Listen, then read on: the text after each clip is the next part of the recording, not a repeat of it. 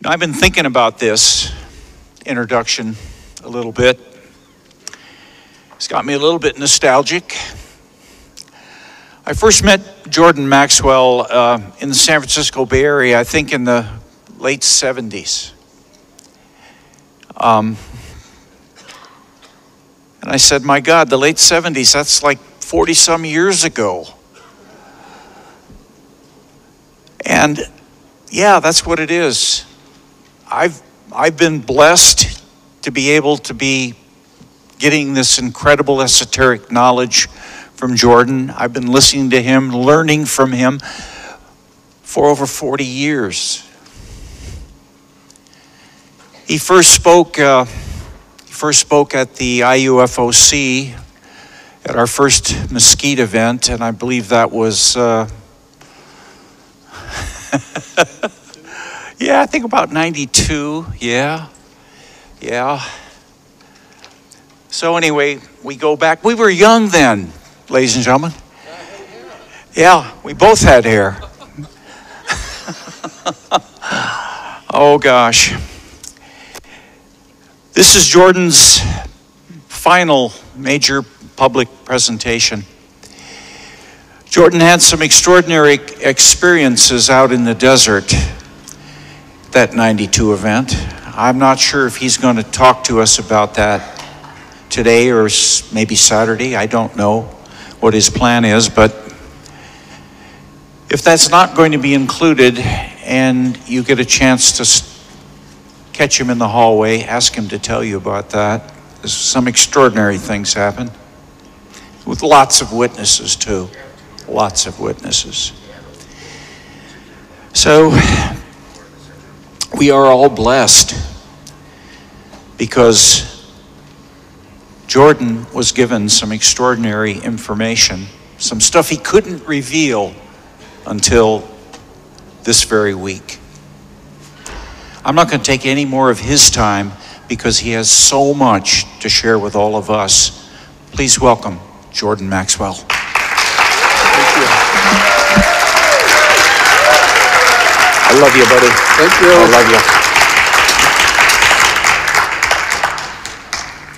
I'd like to say thank you to each and every one of you as an individual for being here, because it's very encouraging, because I've had so much opposition to people not wanting to hear. And what I want to talk about today, I am quite sure nobody's going to want to hear.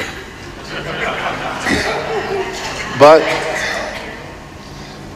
I am convinced, after some 60 years of reading and studying and talking with all the experts and lecturing and writing, etc., and many books and many hours of radio interviews, hundreds and hundreds of radio interviews. I started in 1959. That's 60 years ago.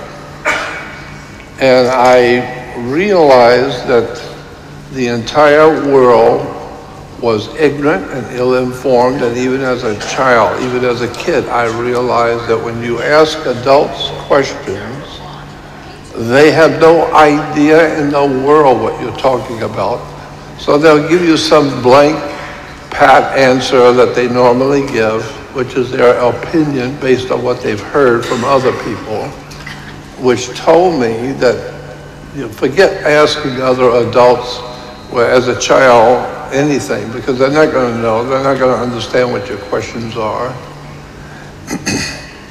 And one of the most important things that happened to me when I was a little kid, 7 and 8 years old, I was a Catholic, born and raised in a Catholic religion. And according to the church customs, a 7 and 8 year old child has a special day in church, and there's a special church service for a child, and it's called confirmation. When you, as a 7-year-old, are going to be a confirmed Catholic, asking a child at 7 years old to be confirmed anything is ludicrous. But we were told, I was told in the class in the Catholic school, the couple of days before the confirmation service, that it's possible that the bishop who was coming to town to officiate over the service for the children, that he might ask the children after the service was over if they had any questions. Now that they are confirmed Catholics, he would try and answer the questions. And so we were told, if the bishop does that, if he asks, just remember, you don't have any questions. Period. You remain quiet. And I thought to myself, even as a small kid, I thought to myself, my mother doesn't tell me what I can think. Who are you to tell me what I can ask and what I can't? And so,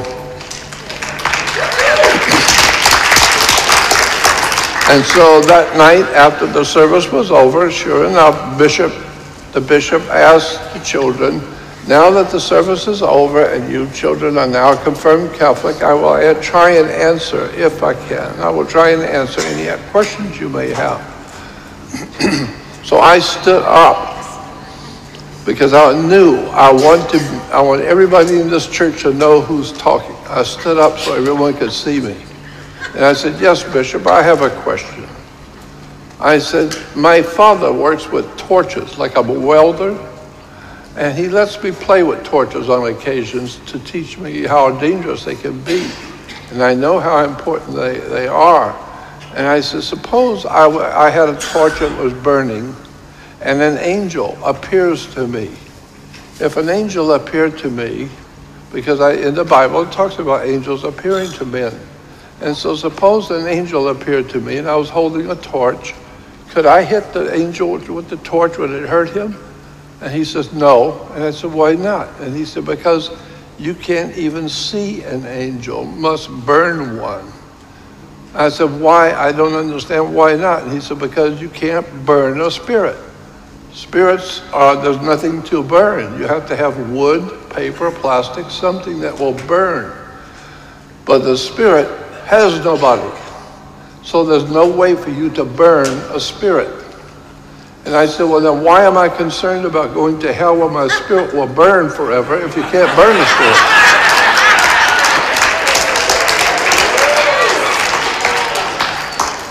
He looked at me like he was, like a deer in the headlights. And the little Catholic priest, very, very red-headed priest, standing very close to me, he said very loud for everyone to hear, sit down and shut up. And I thought, I can do that now. I've proven that this man doesn't know what he's talking about. So I began asking questions of adults, and I began to realize that adults do not have any answers. And the reason why is because their parents didn't teach them any answers.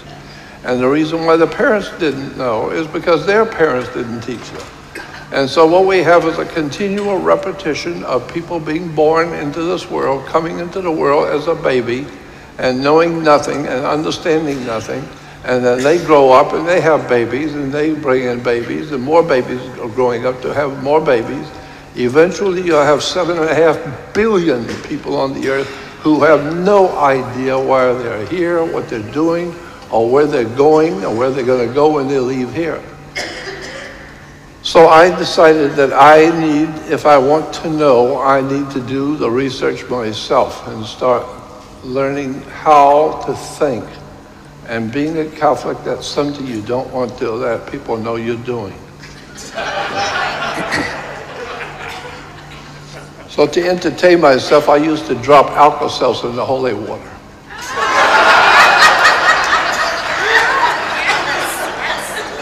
Yeah, I love watching the adults get all bent out of shape when they see the holy water bubbling. Anyway, so I learned a long time ago that you need to do your own homework. And what we're asking, the kind of questions I was asking, probably there was no real answer to it. Something you have to deal with in your own spirit. And so later on in 1959, I became aware of the influence of secret societies, secret groups like the mafia, La Cosa Nostra, the underworld organizations that operate all around us. They feed us, they give us our clothes, they conduct construction.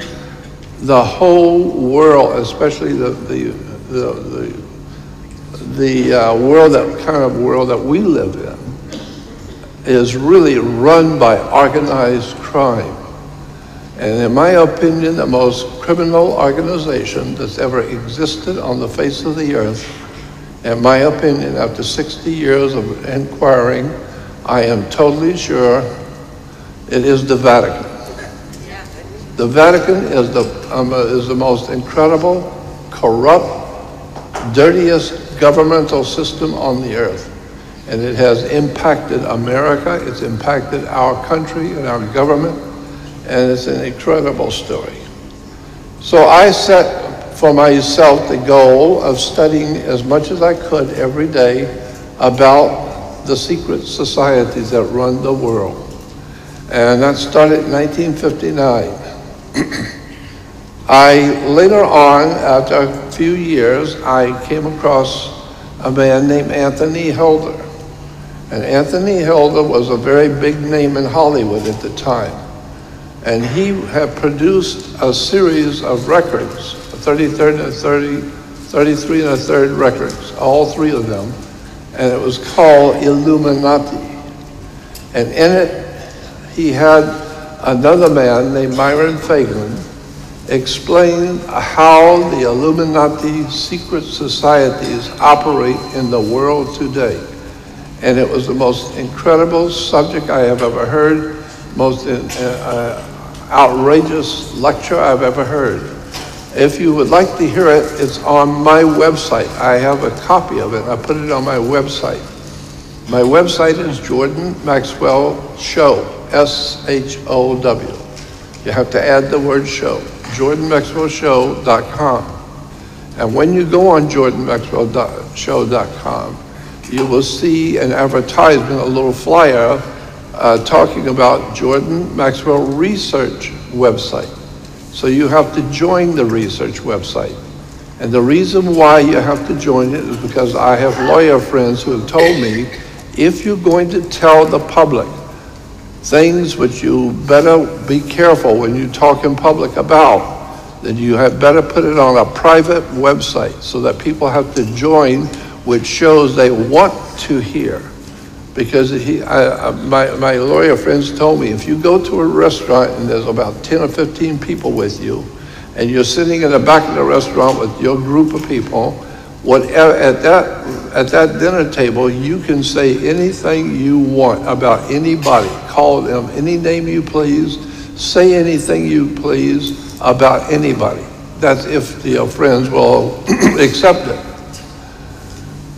But if you go on radio or go into the public and start talking that way, that's different, because government is empowered to protect the public.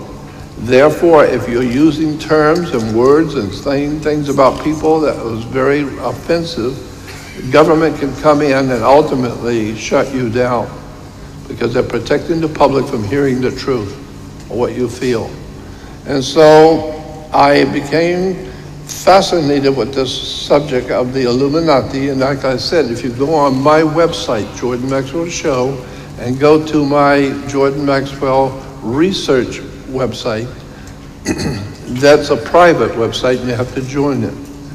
And it's only a one-time contribution for a lifetime subscription. And if you go to the audio video part of my research website, it's called Audio Video, and click on it, the very first lecture you will hear is the one I heard in 1959 that changed my life. It was the most extraordinary expose of secret societies operating in the Western world and how our government really works. It was so incredible that it changed my life. And I've been going after this information for the past 60 years. And that's what I'd like to present to you today. So my lecture is on the exposing of the secret society called Illuminati. It has been featured in television shows, motion pictures, many books written about it, But I started talking about it back in 1966. It was my first year I started talking about the Illuminati. And since 66, it's now in movies and motion pictures, as I said, and television shows, all over the web and all over the world. And I'm sure that probably a lot of them have heard me talking about it, and it's really extraordinary. So the lecture today is I would like to expose what I consider to be the most incredible secret society operating on this earth behind our U.S. government, behind the United Nations government, and behind the world religions. And believe me, one of the most important tools in the hands of these criminals is religion. The church is nothing more, today, the church is nothing more than an integral part of the Illuminati movement in the world to expose the human race to the lies and deceptions and pre-program us so that we will begin to believe certain things which are not true.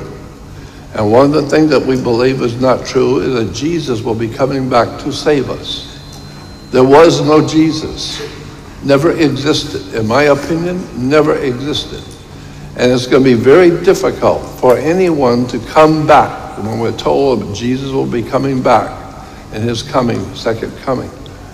I'm saying it will be absolutely impossible to come back and make a big comeback on the earth if you've never been anywhere to start with.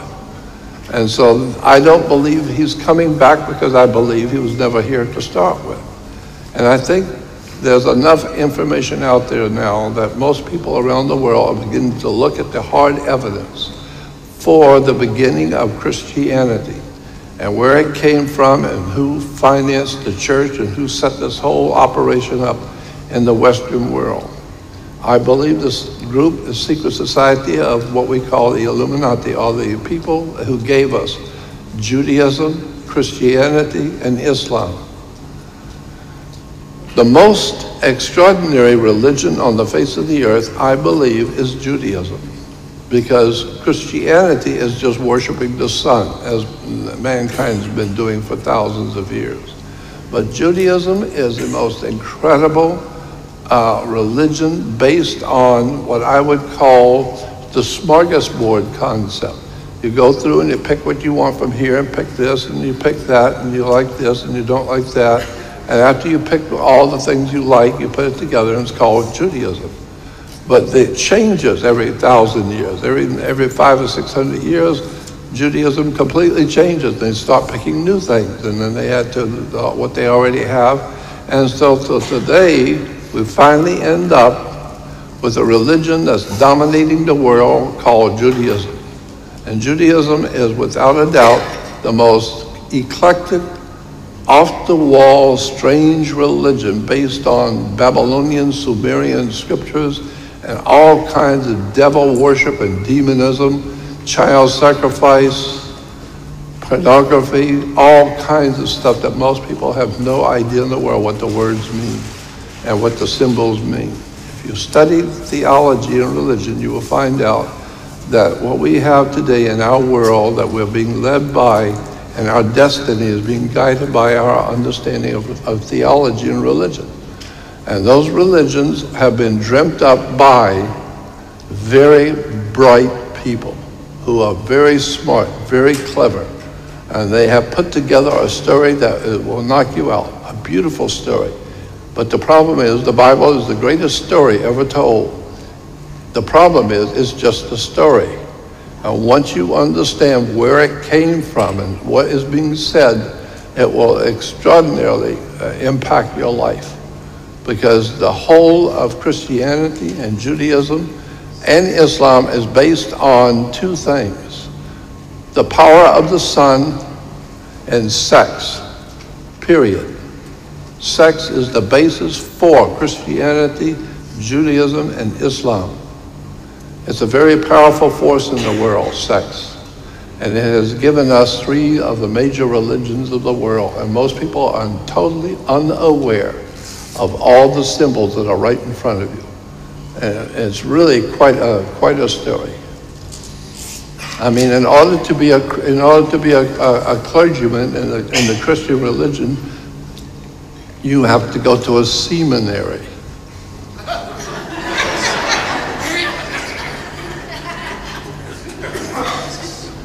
It's really incredible. And like I said, I could sit for 8 hours if I could and show you words and terms that are used in the Christian religion and Judaism, which are nothing more than what we would call pornography. Pornographic pictures and emblems and symbols and words. It's just incredible what the religions of this world have gotten away with.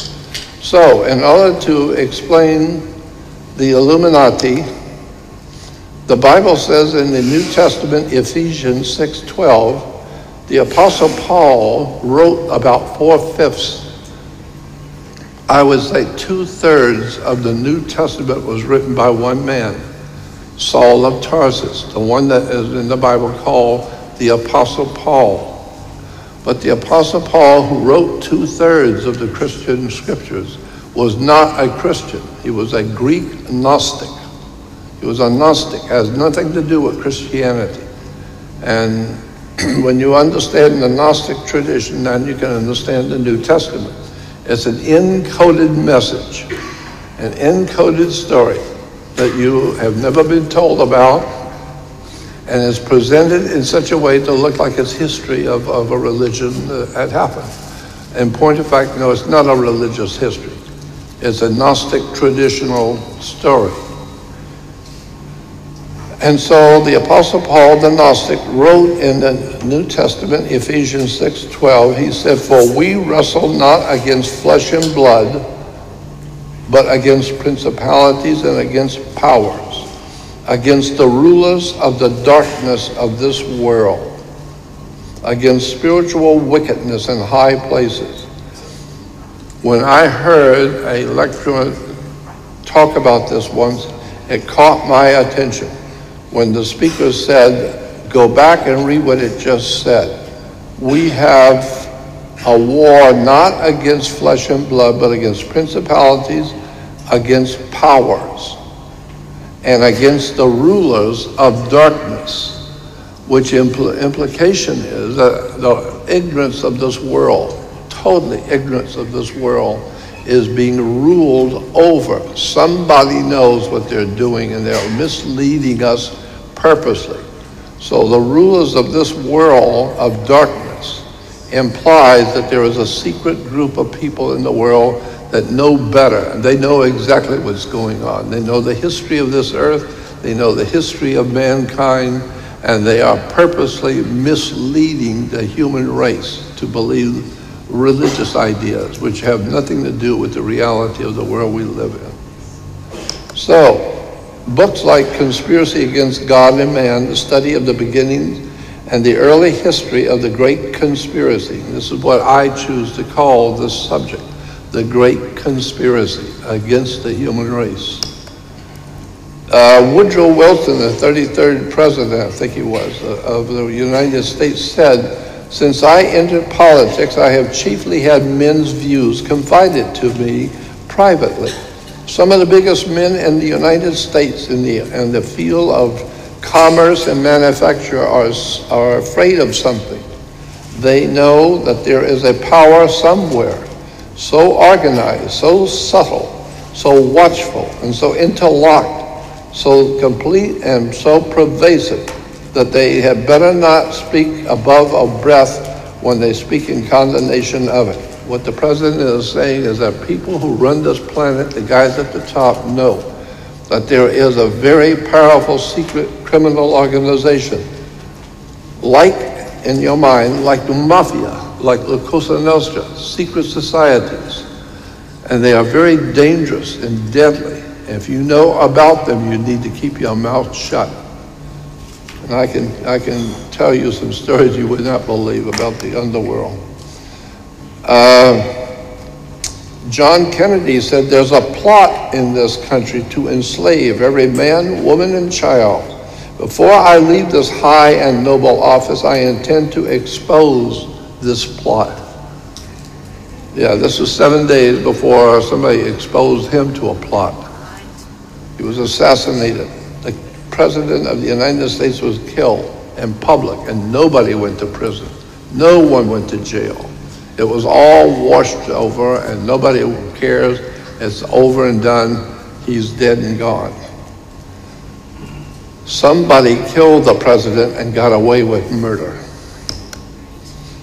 There is another book called World Revolution, The Plot Against Civilization, by Nesta Webster, from the Webster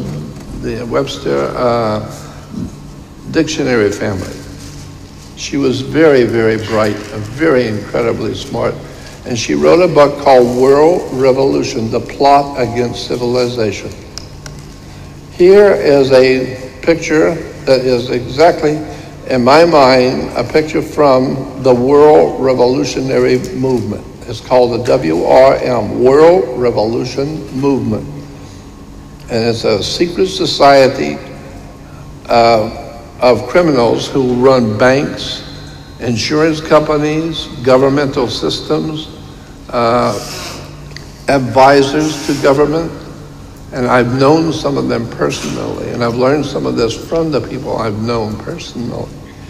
And it's an incredible organization. You'll see in the back, above the head of the guy at the opposite end of the table, you'll see the pyramid on the dollar bill. The pyramid on the dollar bill, the eye on the pyramid on the back of the dollar bill represents the Jewish Messiah.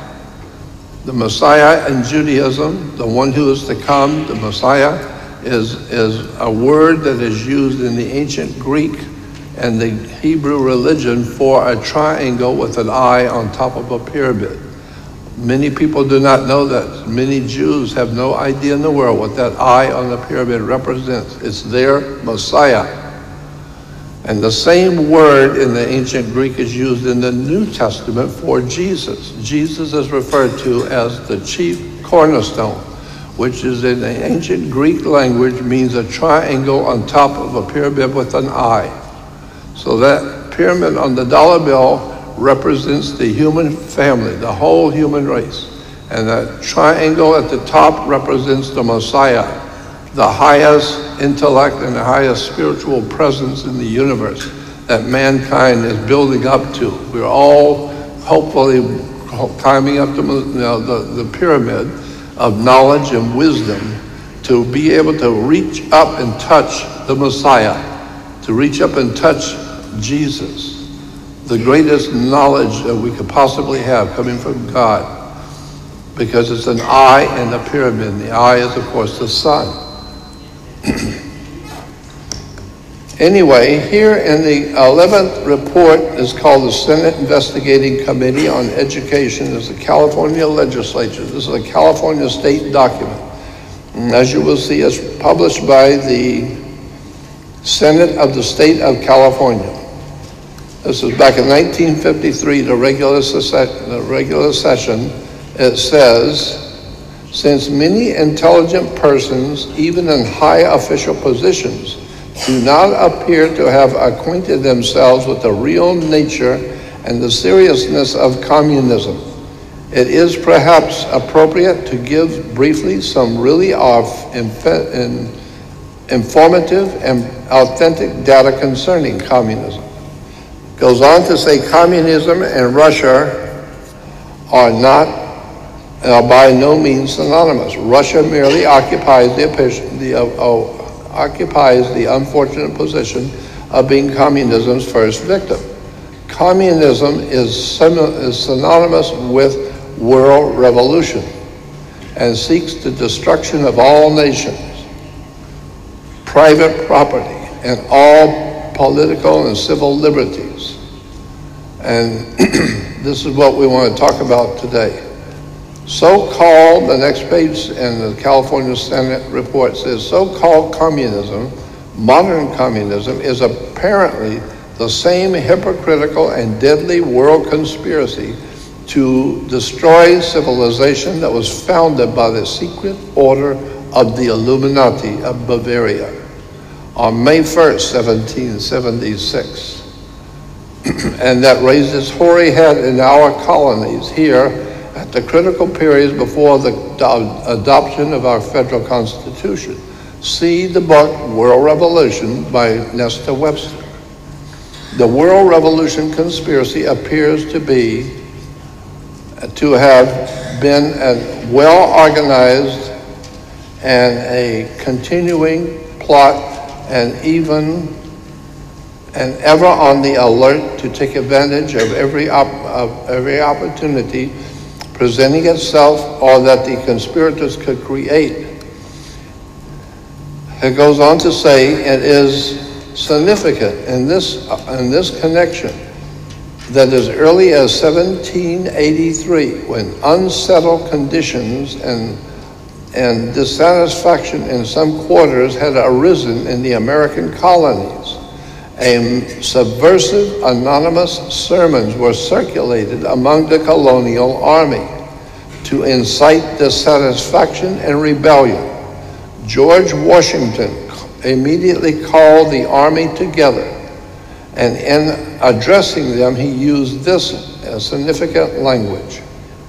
George Washington said, quote, "My God, what can this writer have in view by recommending such measures? Can he be a threat? Can he be a friend to the army? Can he be a friend to this country?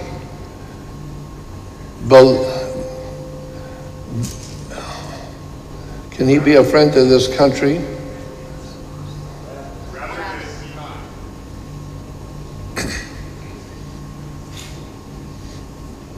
Is he not an insidious foe, some emissary, perhaps, from New York, the Empire State,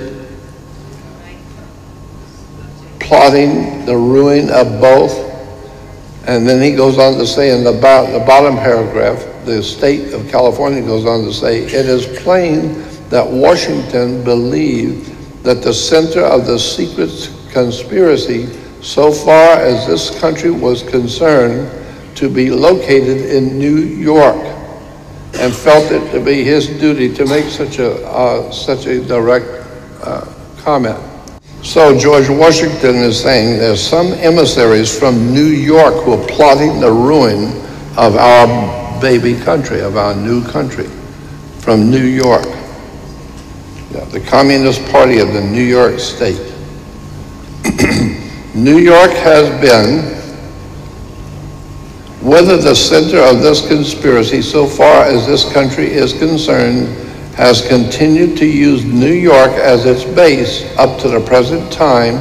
It is very apparent that in recent times, New York has held and is now holding the center for the stage for communist activities in this country.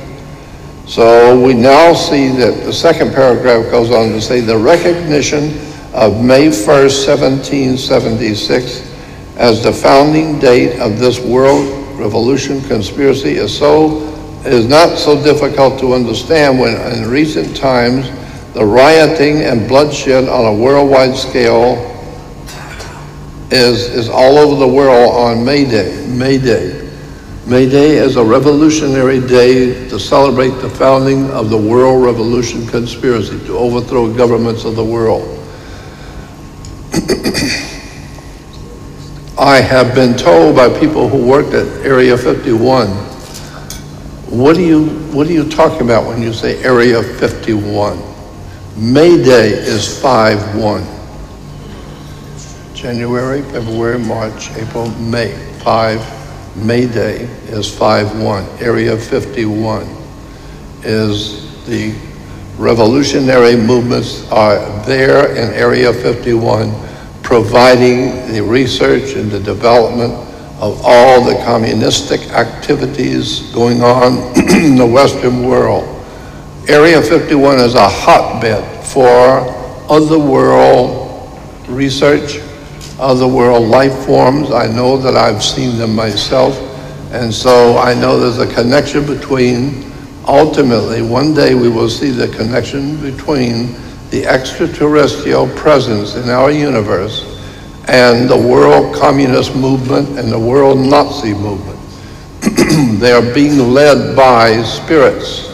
They're being led by what the Bible talks about, demons and devils and spirits and ancient spirits. Well, there is something to that idea, that there are life forms on this earth that are far superior to us in our intelligence, and that they are the powers behind our world governments, and our religions, and our institutions that guide the whole human family.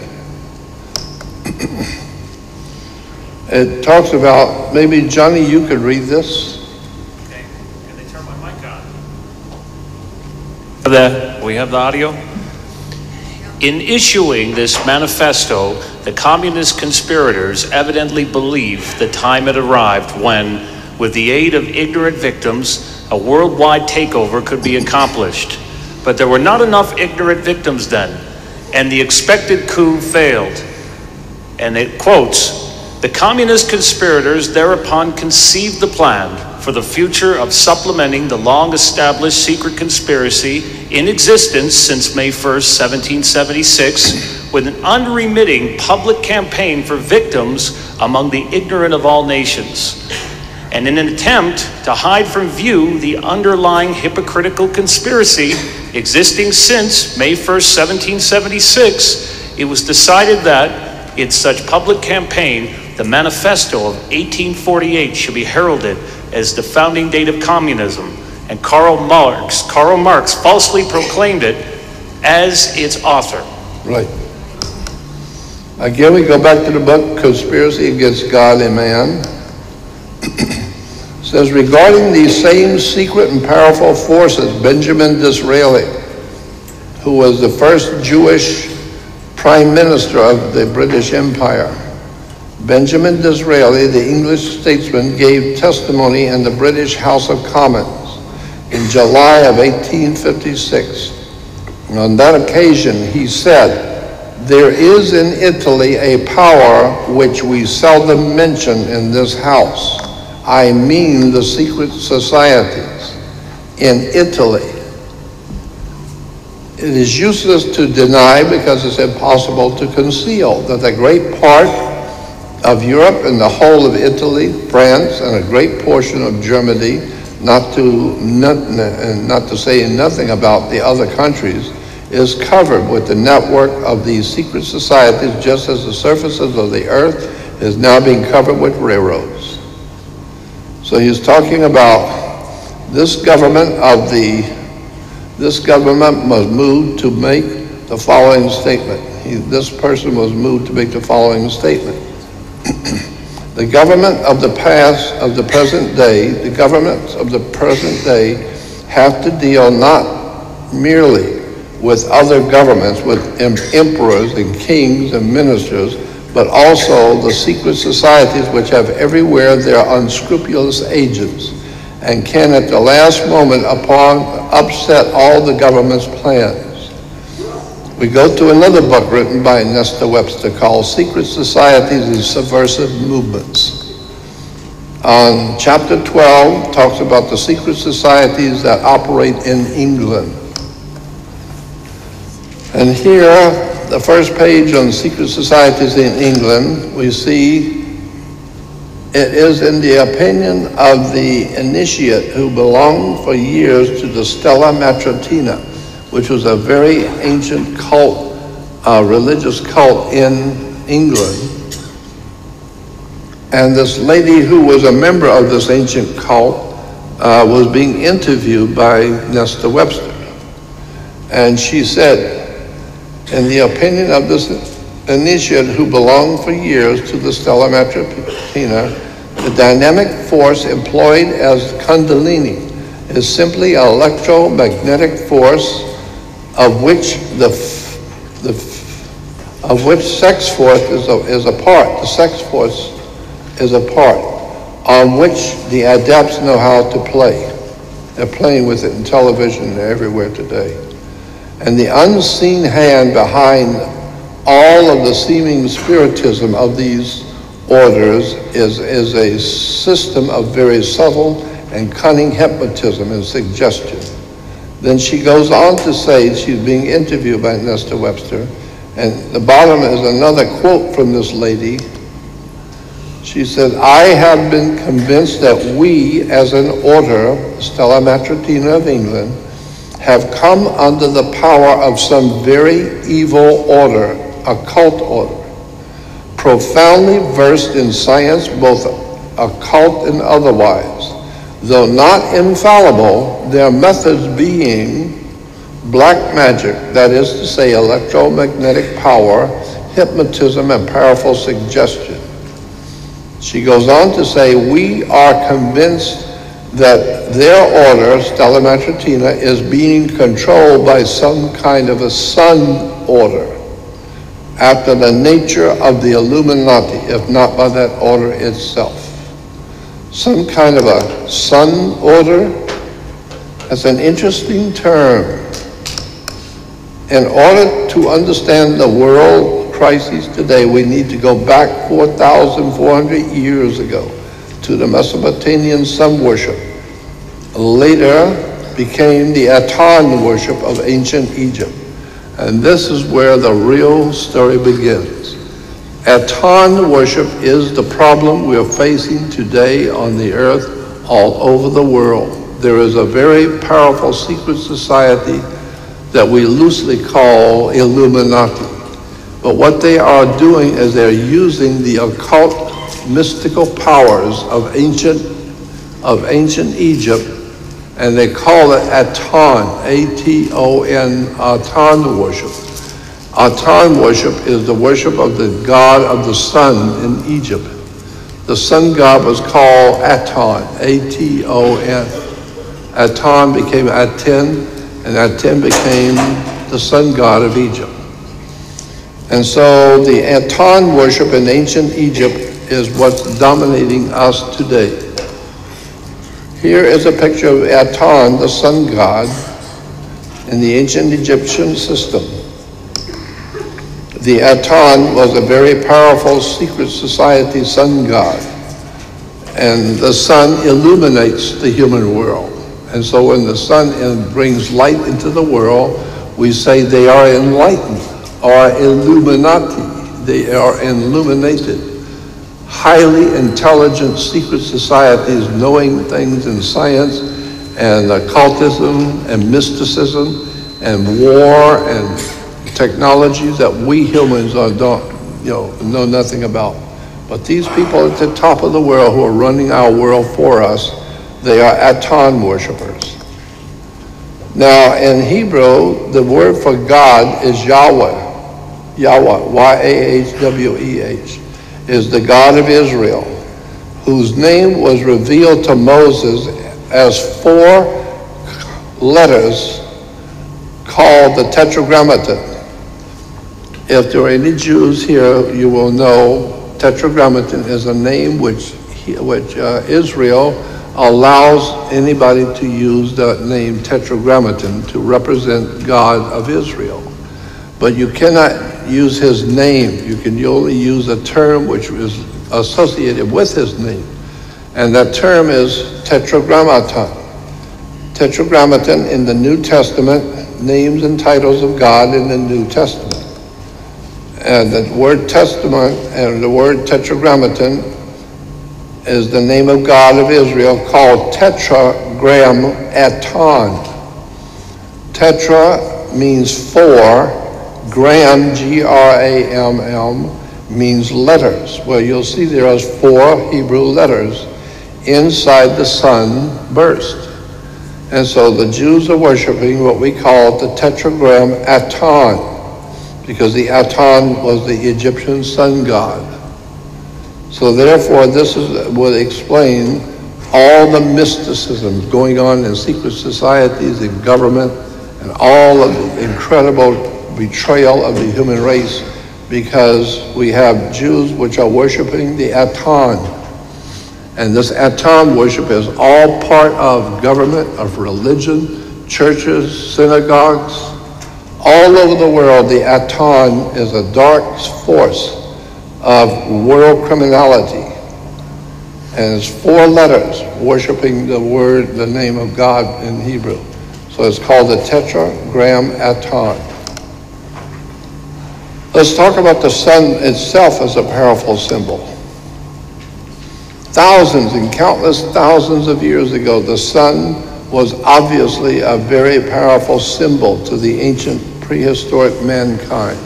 They didn't understand the sun. They didn't understand themselves, just as we don't today. But the sun dominated the whole of the earth.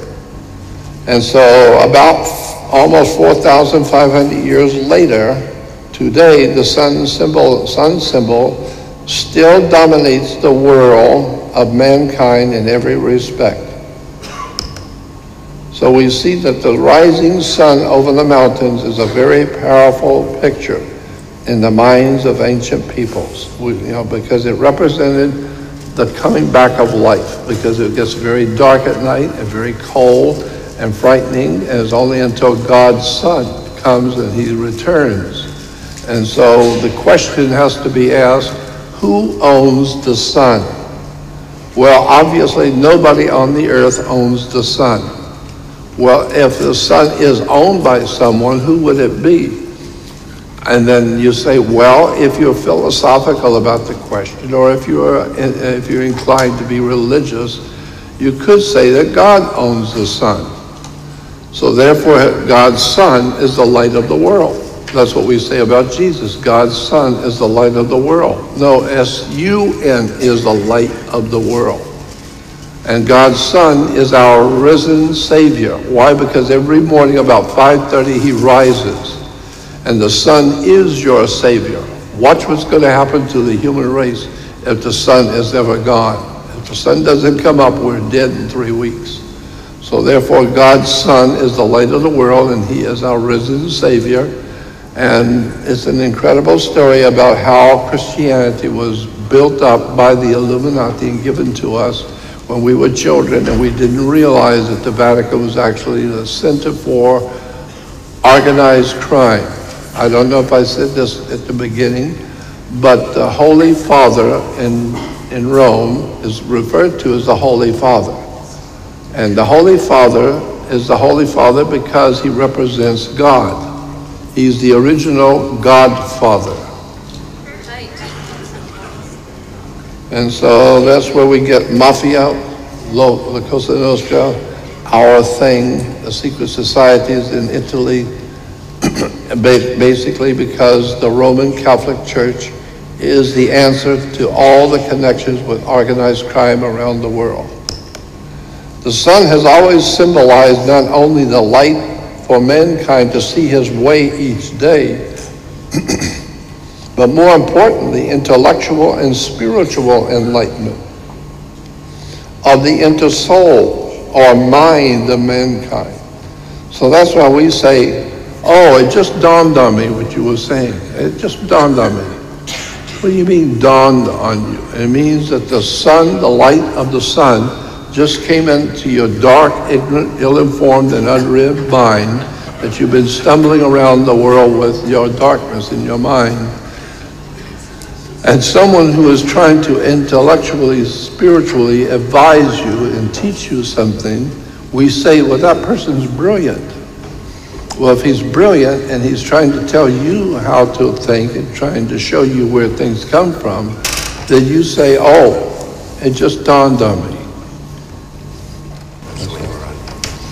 So we say things like, oh, I see what you mean. It just dawned on me what you're talking about. What do you mean dawned on you? Well, the sun just came up in my brain. I've just been enlightened. I've just learned something because I can see it now, because the sun is up and now I can see what you're saying. So I can see what you're saying. It just dawned on me. Well, it's like the earth is people are waking up all over the earth continually, on a continual basis. As the sun moves across the earth, where the light is, the people are waking up. It just dawned on them. The sun is up, time to get up. But the other half is sound asleep. And so that's what we are up against. People like myself trying to educate the world around me. But most people are ignorant and ill-informed and in the dark and have no idea in the world about the extraterrestrial connection that is guiding our destiny. And one day it's going to show. We have such abilities to educate ourselves through newspapers, magazines, etc. Newspapers are called Sun community newspapers. The Daily Sun, the Sun Sentinel, the Sun newspaper, the New York Sun, the Herald Sun, the Las Vegas Sun, the Alpine Sun, the Claremont Sun, the Vancouver Sun.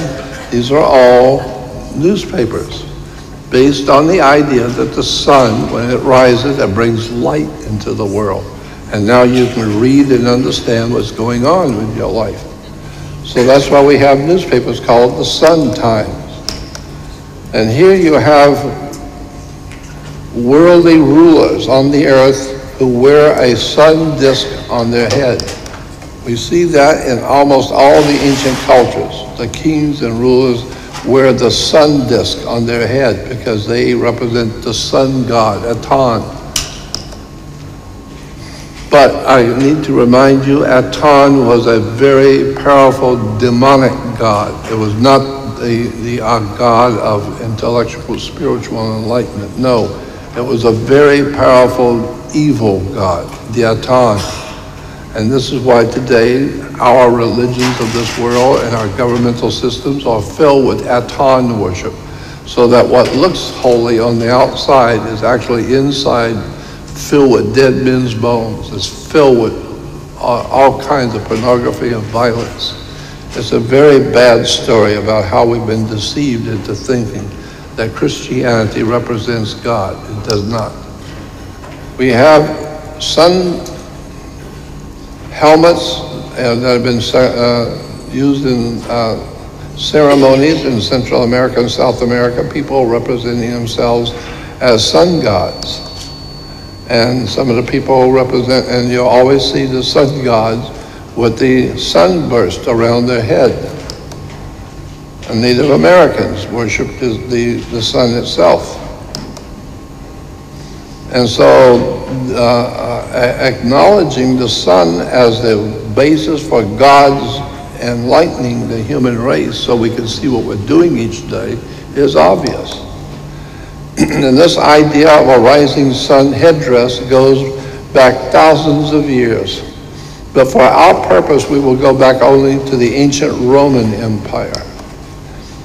The Assyrians, the ancient Assyrians used to have sunrise helmets, where you can see the sunrise on the helmets of the Assyrian soldiers. But the Roman Empire, when it was being developed, also had sunrise helmets to represent that they were worshiping God's sun, the light of the world.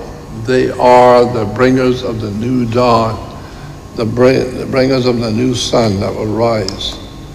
And so the Roman soldiers and the Roman generals all wore sunrise helmets.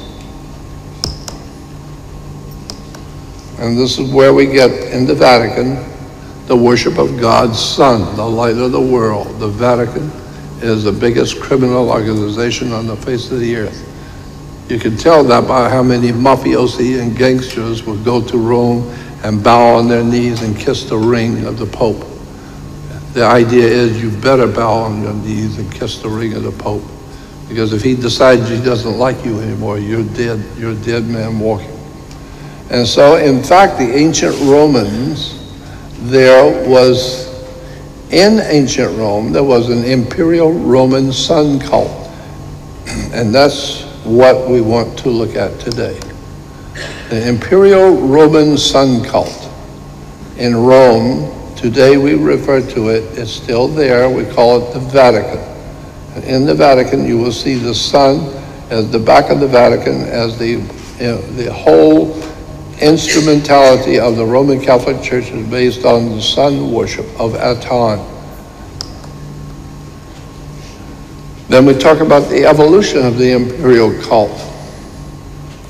The official offer of cult, of the word cult, to a living emperor acknowledged his office and rule as the divinely appointed and constitutional, because Caesar represented the Aton, the absolute God of power on the earth, and he was the epitome, he was the godfather. Here you will see Mithra. Mithra was the imperial sun god of the ancient Roman Empire. And you will see Mithra in the ancient Roman Empire with the spokes around his head, obviously being the sun rays. And then the new sun god, Mithra, in Rome today is, of course, Jesus with the sun rays around his head. This is the same thing you will see in the Statue of Liberty, with the Statue of Liberty, with the spokes around the head of the Statue of Liberty. And so it all goes back to the ancient Roman Empire and the worship of the sun god.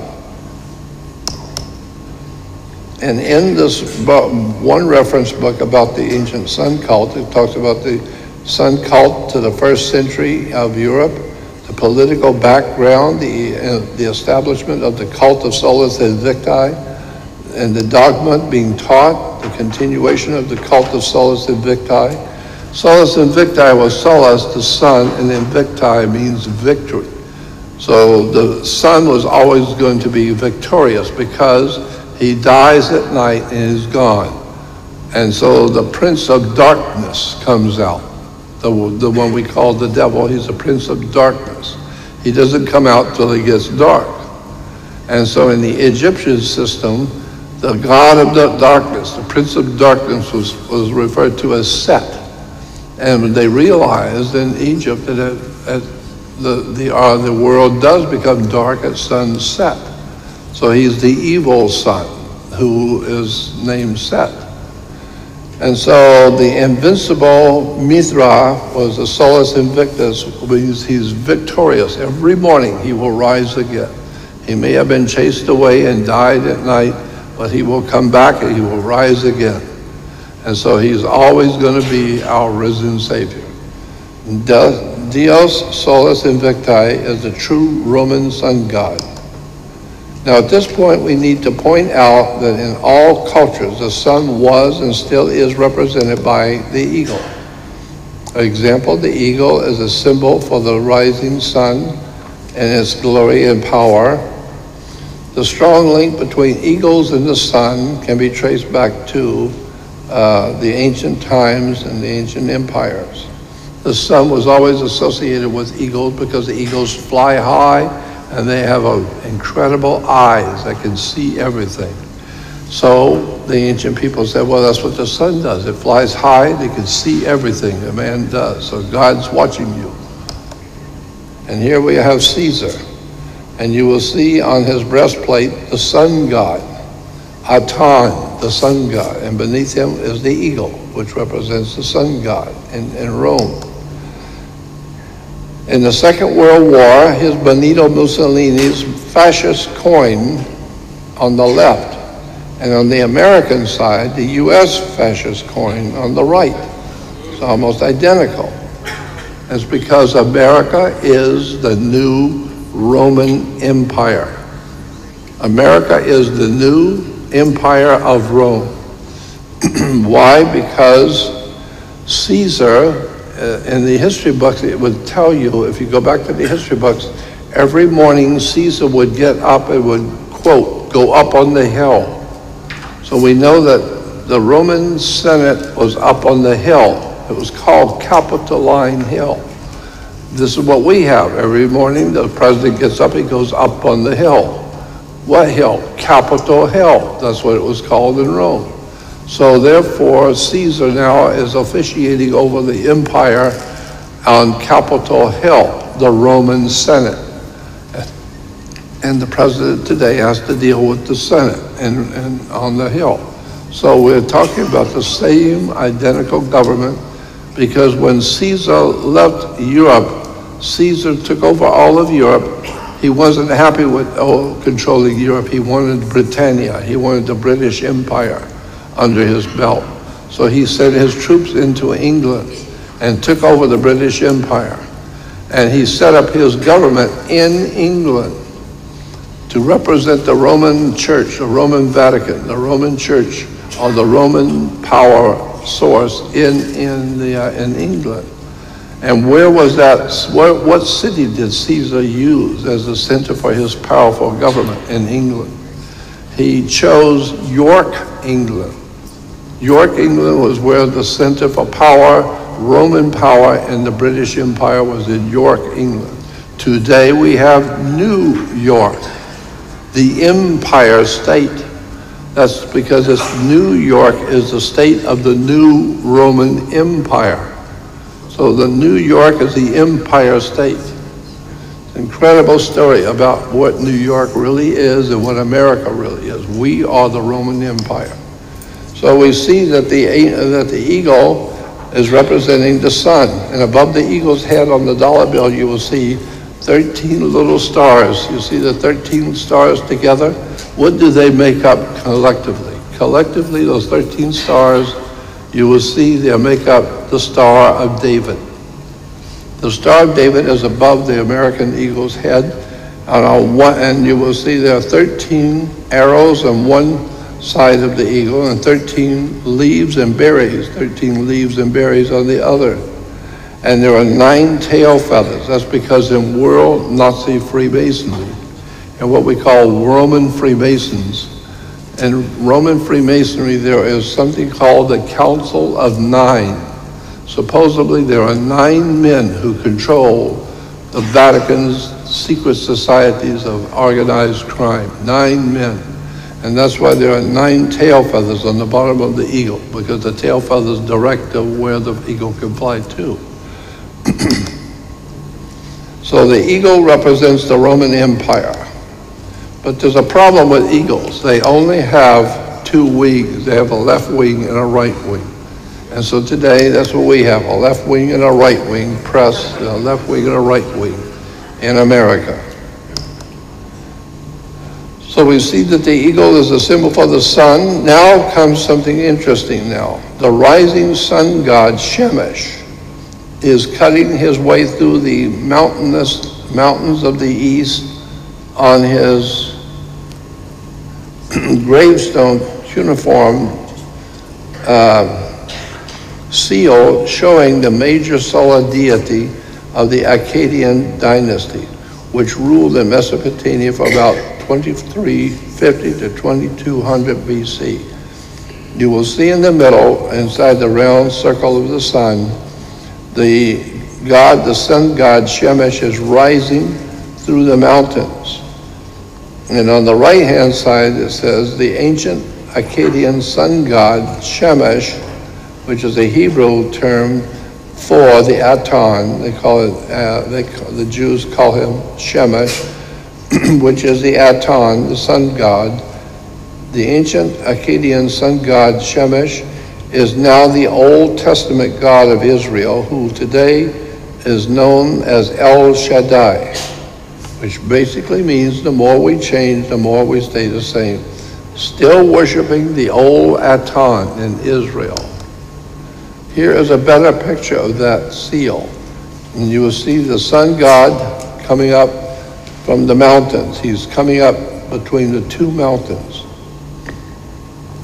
Now, look at the sun god as he's coming up between the 2 mountains, and you will see on the bottom right, you will see an Egyptian interpretation of the same sun god rising above the mountains. This is the same identical symbol as only in Egyptian. And you will see the sun rise between the 2 mountains of Shemesh or Aton. Holy is my God.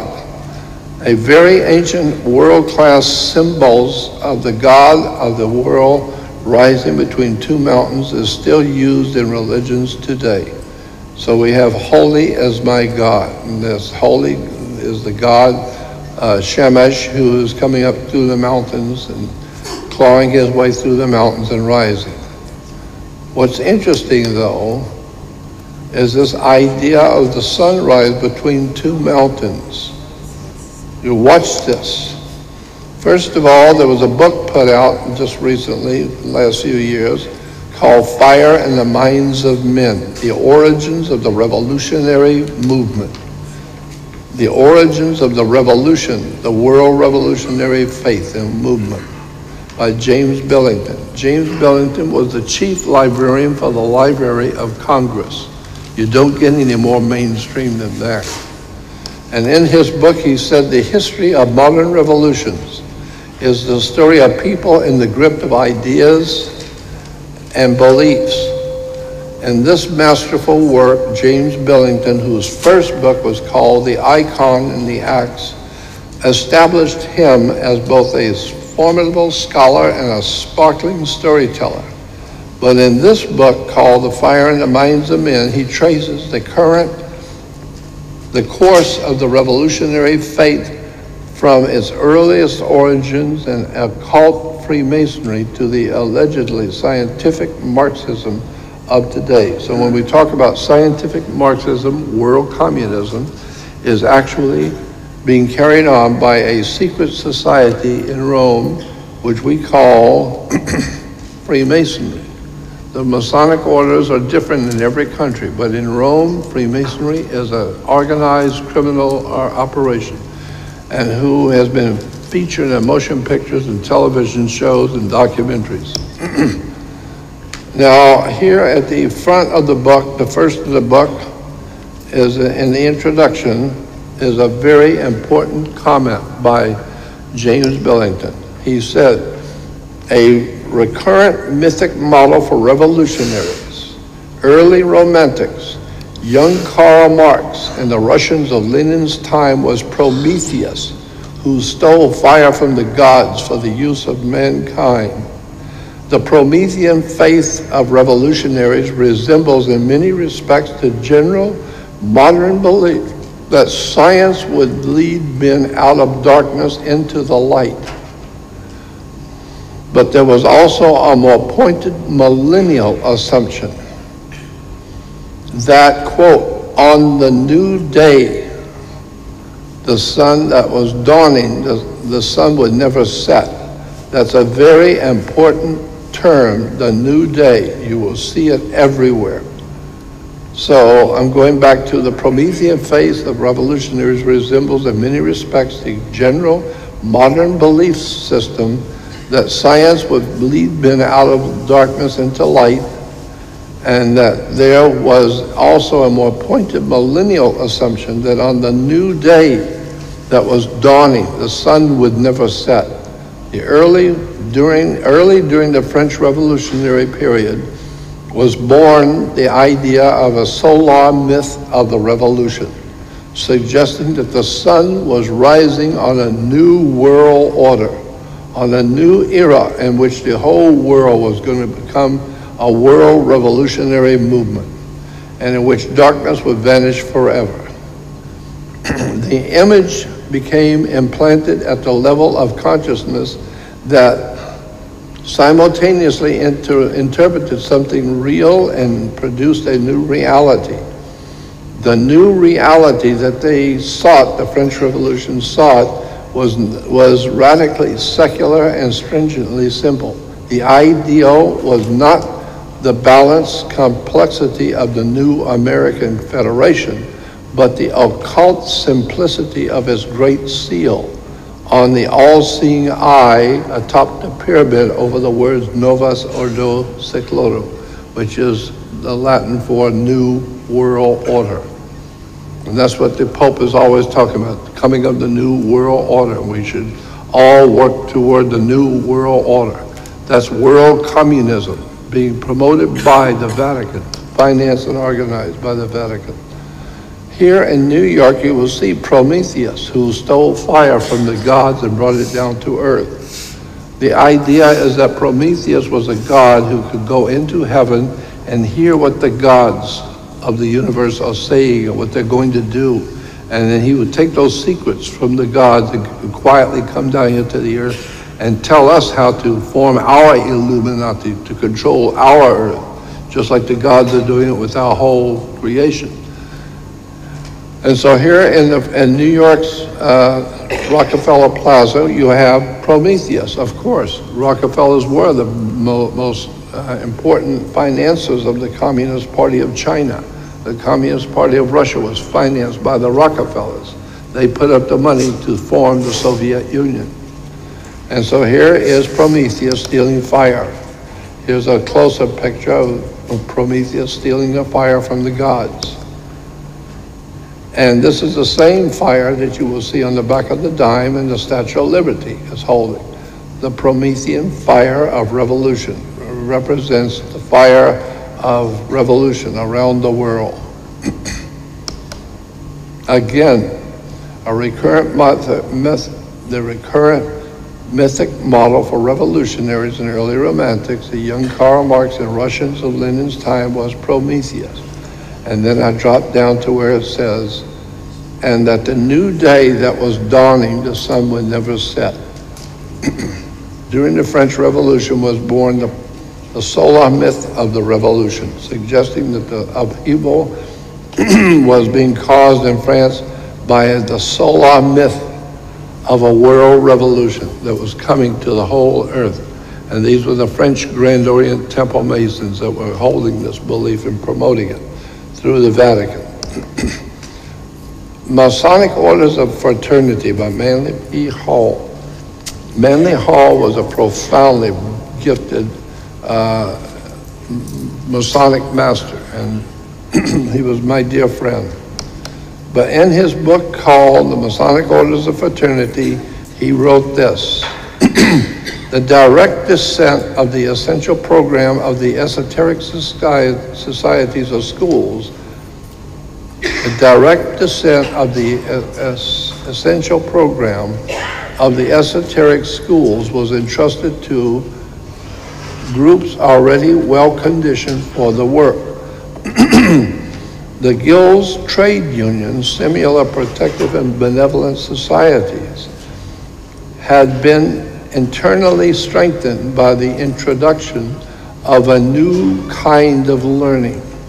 It was called communism, a new learning, a new way to view the world of government. And the advancement of this plan required the enslavement of the boundaries of the philosophical overstatement. A world fraternity, we're talking about a new world order, a world fraternity was needed, sustained by a deep and broad program of education according to the method. Such a fraternity could not immediately include all men, but it could include and it could unite the activities of certain kinds of men. Yeah, all mafiosi gangsters, regardless of their racial or religious beliefs of the nations in that they lived, and the nations that they lived in. These were, Manly P. Hall's words says, these were the men of towardness, those sons of tomorrow, whose symbol was a blazing sun rising over the mountains of the east. He goes on to say, while it is difficult, obviously, to trace the elements of a pattern that was never intended to be obvious, the broad shape of the design is dimly apparent. There is a secret, invisible empire, a world revolutionary communism and mafiosi and organized crime on the earth. But the most important part, it says, these were the men of towardness, those sons of tomorrow, who used a symbol. Their symbol was a blazing sun rising over the mountains of the east. Over the mountains of the east, a blazing sun that these cult Freemasons are going to use as they build their new world communist order over the world. Well, here in North Korea, you will see the communist symbol of the sun rising over the mountain of the east. And they're all celebrating the rising sun of a dawn of a new day. This is in North Korea. Communist Party in India is a Marxist-Leninist Communist Party in India. And what do you see as the sun rising over the mountains of the east? You will see in the Rastafarians in the Caribbean what their revolutionary communist music called uprising. You will see the sunrise over the mountains of the east, the symbol for the world revolutionary movement. Here on the stamps of Israel, you will see in Israel on the stamps, these were the men toward us, those sons of tomorrow, whose symbol was a blazing sun rising over the mountains of the east. And there it is in Israel. Here you will see some of the countries that when the Soviet Union took over in Asia, the Soviet Union had so many little countries under them. And all of these little countries that the Soviet Communist Party took over, all the countries were always symbolized by a mountain rising over the sun rising over the mountains of the east. Here's Romania with the sunrise over the mountains. In communist Mongolia, you'll see the sun rising over the mountains. You'll see it everywhere in the Soviet Union. In Armenia, you will see the sun rising over the mountains of Armenia. The sun rising over the mountains. And here it is again in Armenia, back in 1919. You'll see the sun rise over the mountain. It's a symbol for the world revolutionary Masonic order, who's operating out of the Vatican, operating purposely to overthrow the governments of the world and to bring under subjection all of the peoples of this world under a communist regime, under a one world government with absolute power over the whole human race. You will always see the sunrise behind the mountains and all communist symbolism of the different countries that communism has taken over.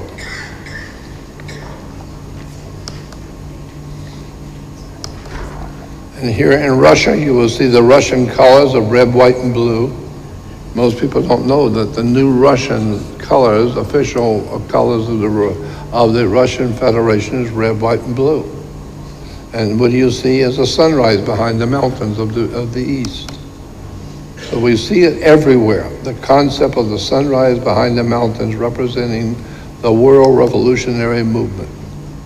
Here's the international official organ of the Independent Theosophical Society, and you will see above is the Star of David and the swastika and the crux from Egypt, and you will see and the Egyptian door, you will see the sun rising over the mountains of the east.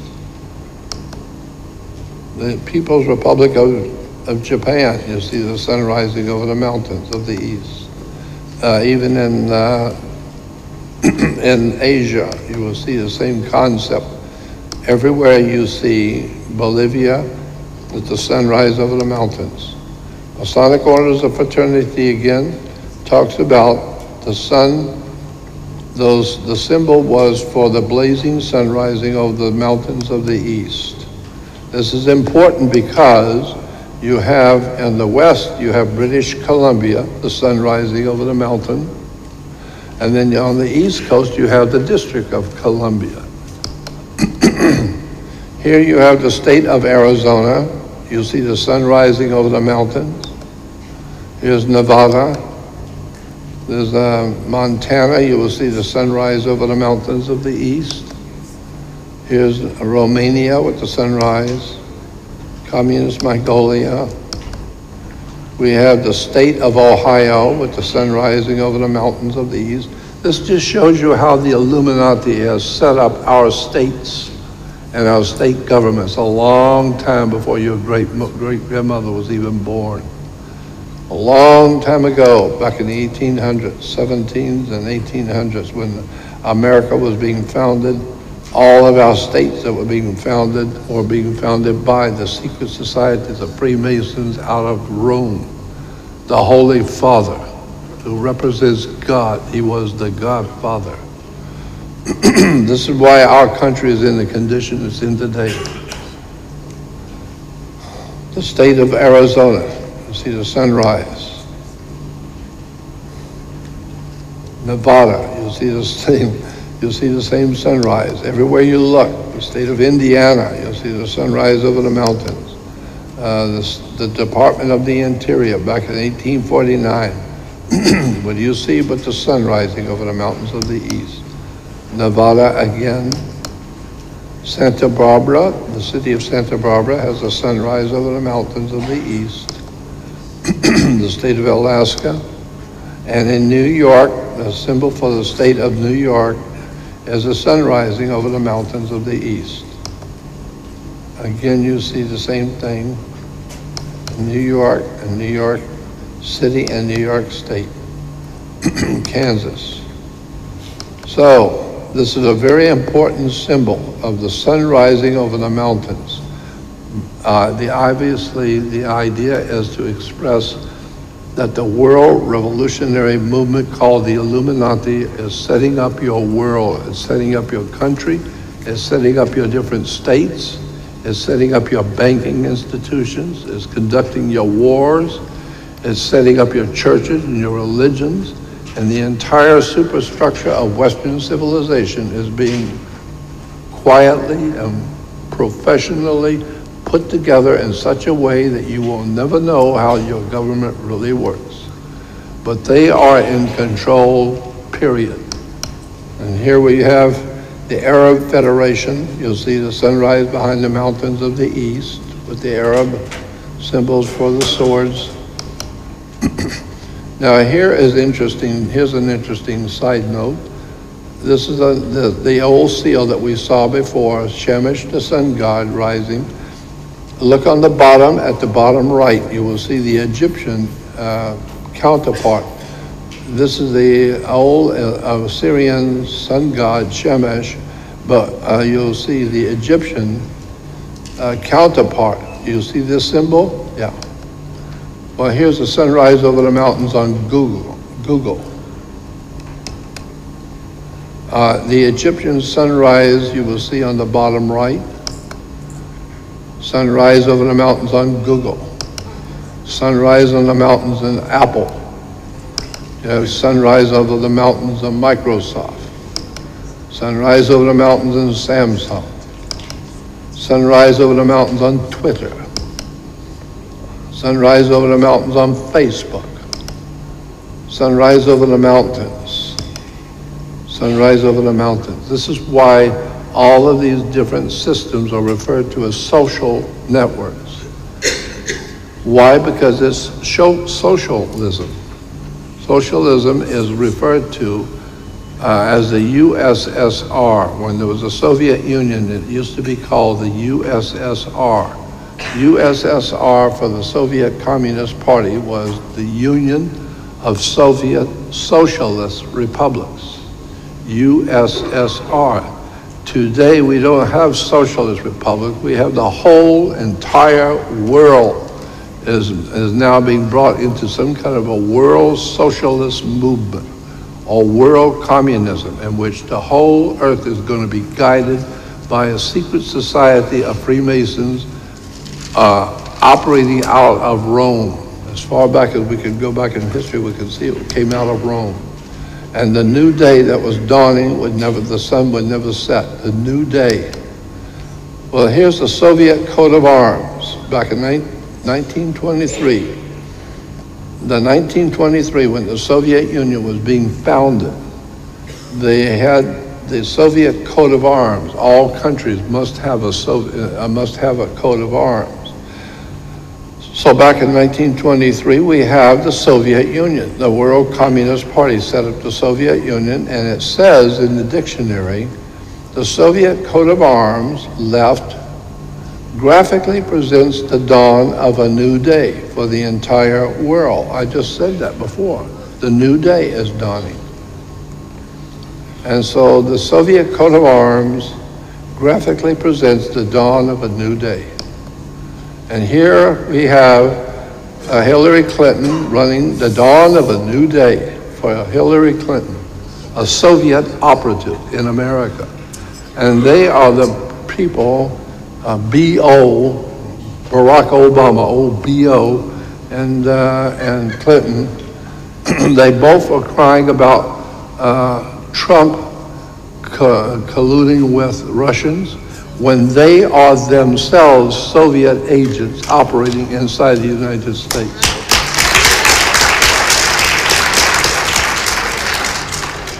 pretty incredible, the dawn of a new day.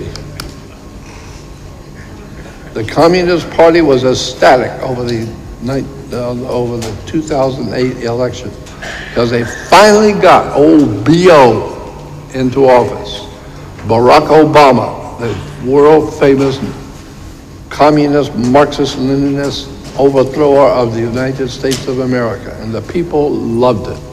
The people loved him. Well, that's what the Illuminati masters, the Freemasonic orders out of Rome, they knew. The people will love Obama because he's a black man and he talks like a white man.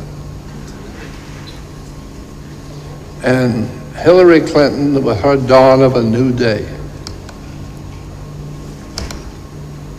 A new day is dawning. Yeah, thank God he's gone.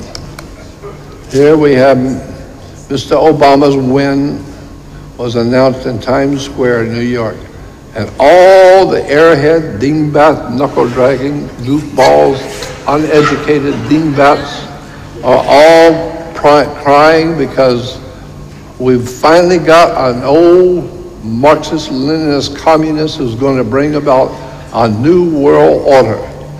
And we've been praying for someone to come and bring a new world order, world communism, and this is incredible. A new day dawns for our country, yeah. Ralph Nader says, yeah, it's a new day for America. Yeah, Spider-Man is a brand new day for Spider-Man. And 1939, you will see, 1939, the World's Fair. What was the theme for the World's Fair in 1939? See the sun through the grave. It's the dawn of a new day. Hail the dawn of a new day. That's the 1939 World's Fair. 1939 when the Second World War began with Adolf Hitler. And here it is in Deutschland, Germany. You will see the sunrise on the left behind the mountains of the east, and you will see it's a Nazi symbol. Here again, there's a sunrise behind the mountains of the east, and on both of those symbols, you will see it's the eagle with the swastika.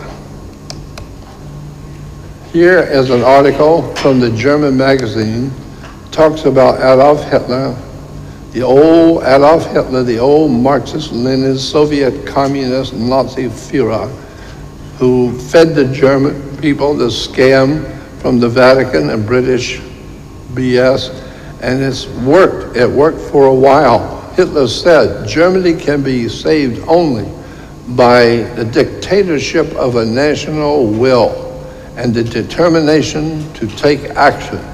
My fellow Germans, awaken. A new day is dawning. I've heard that before. The Nazis with the new day that was dawning, with the communists in Russia whose new day was dawning, and now it's finally starting to dawn on the whole world. We have been had. The entire human race is now in the hands of the secret societies because our states were founded by them, our government was founded by them, our criminal justice system was founded by them, their court systems. It's an incredible story of how the Western world, America, has been betrayed, and ignorant people have no idea in the world what's coming down and what's going to happen to America soon. It's all there. The dawn of a new day, says Hitler. Pope calls for a world new order. I can imagine. Soviet coat of arms, the dawn of a new day. This is talking about the Solomon's Temple. In the Hebrew dictionary, it talked about the temple was laid out on the east-west axis with the entrance to the east, on the east. Some have suggested that this permitted the sun to illuminate, like Illuminati, to illuminate the inside of the temple, of Jehovah's temple on the first day of autumn. And that this was related to the solar cult of the festival of Yahweh's enthronement. the sun god Aton, tetragram Aton. We see it on Jewish symbols, sunrise Torah. We see the pictures of sunrise, sun worshiping Jews in Jerusalem, worshiping God's Son, the light of the world, our risen Savior, the church and the religions in general. We have global spiritual communism. And the masters of this world realized our incoming world government will be called God's kingdom. And God's kingdom is going to be the same old stuff that's always been pushed from day one. God's kingdom will have the symbol of a blazing sun rising over the mountains of the east to represent the coming of the World Communist Party to rule the world. Here you have pictures within the Christian church of the sunrise over the mountains. Christian challenge, you'll see the sunrise over the mountains. The whole idea of Christianity is based on the sunrise over the mountains of the east. Stained glass, where the hapless father is showing his wife and the children, see, here's what we're going to be crawling on our knees to. The Masonic Order of Italy, under the Holy Father, who represents God through the world Godfather, who's going to bring about the new day and a new dawn of the sunrise. And Jimmy Carter, oh Jimmy, in a speech in Plains, Georgia on the dawn of November 3rd, 1976, Jimmy said, "I see the sun rising on a beautiful new day." A beautiful new day, Jimmy Carter. No wonder our country has been raped and plundered and our laws are trashed and our future is being trashed. So we have something called the New Day, which is CNN. I call CNN the Communist News Network, the New Day.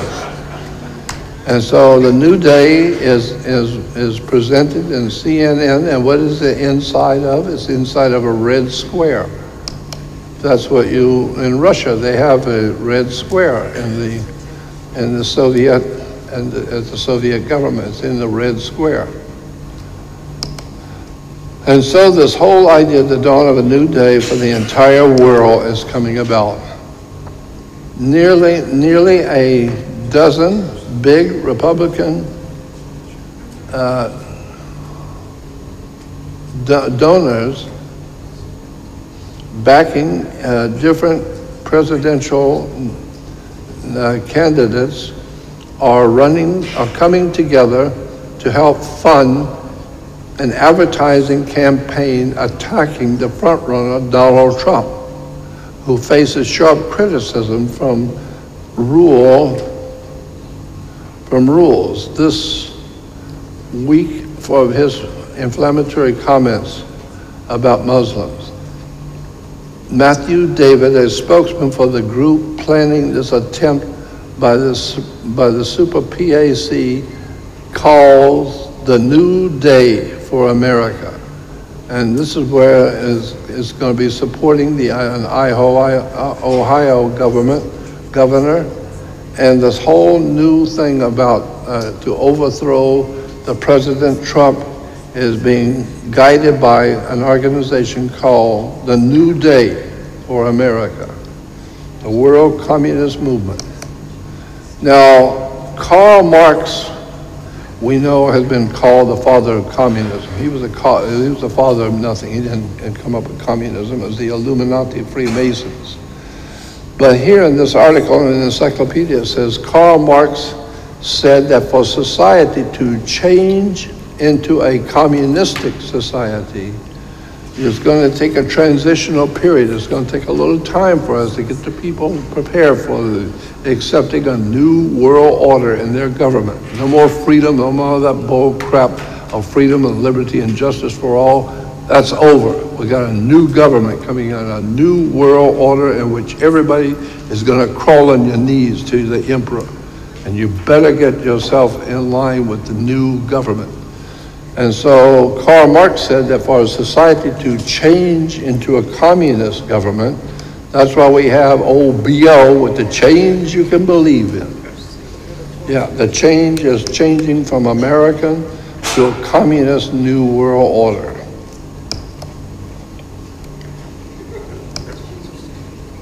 Here in the Discovery Channel had a series of videos put out about the life of Adolf Hitler. And it says on the back of this video, it says, Volume 1, the early years of Adolf Hitler. For a nation in darkness. Well, Germany was not in darkness. It was a highly intelligent country. And it says, for a nation in darkness, it was the promise of a new dawn for the failed artist, Adolf Hitler. It was a chance to change society. Well, that's what B.O. talked about, the change that people will believe in. This is the change you've been waiting for. You're tired of all this freedom and liberty and justice for all and goodness and decency. Let's change it into a world communist party and a world totalitarian state in which the whole world will now live under totalitarian Roman fashion. The dawn of a new day, communist crap was not new, of course, but back in 1939, we see the World's Fair was called the dawn of a new day in New York, 1939 World's Fair. Most people didn't know what that all meant, that the dawn of a new day was the World Communist Party out of Italy, Rome, secret societies, manipulating and exploiting the ignorance of the people, setting up a whole new world order. Dawn of a new day. We have the music of Horace Heidt, the musical accompaniment to the World 1939 World's Fair. Dawn of a new day. 9.5 mystics, the Kabbalah today. The Kabbalah, and the 9th chapter of this book, called The Fragrance of Eden, the way of one who is caught between the suns of a dying and a dawning new day. It's all part of an ancient Jewish religion based on the Aton, the god of Egypt, the god of the sun. And here you have socialism as dreamed of by Karl Marx cannot be entirely brought about by comprehensive systems of state ownership and by the leveling of wealth. If that were done without the spiritual leveling, the result would be the same as you largely suggest. These were two people talking about, can we have this new world order of the world revolutionary movement take over the entire earth without the churches, without religion? No, you gotta get the churches involved. You get the people in the churches involved to support the World Communist Party. Oh, okay, if that's the case. So here we have Christian television and radio stations with 14 hours of Christian teachings. You will see the first program is called The Dawn of a New Day. The New Day Community Church, sunrise behind the mountains of the east. The New Day Community Church of Nazarenes. It's a new day dawning. So get ready and get on your knees and be prepared to accept the Lord in the new day which is coming. The new Messiah, a new order on the earth.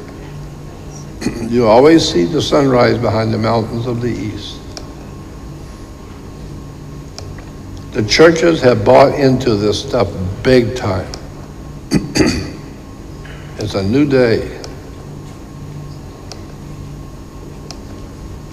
Christianity has bought into this Masonic new day, new dawn crap, and the people have no idea in the world. They're just following, as they always have. They just follow what their preachers tell them, and their church is going all the way for the dawn of a new day. Here's a daily Bible study. We need to study about the dawn of a new day. New Day Christian Church Fellowship. It's all over the web, everywhere you go. New Day Christian churches. Everything is the new day and the new dawn with the sun rising. And Jesus, of course, is the sun who's rising. He is our risen Savior.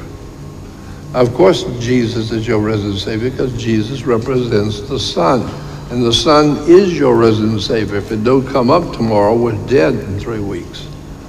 So the sun is your risen Savior.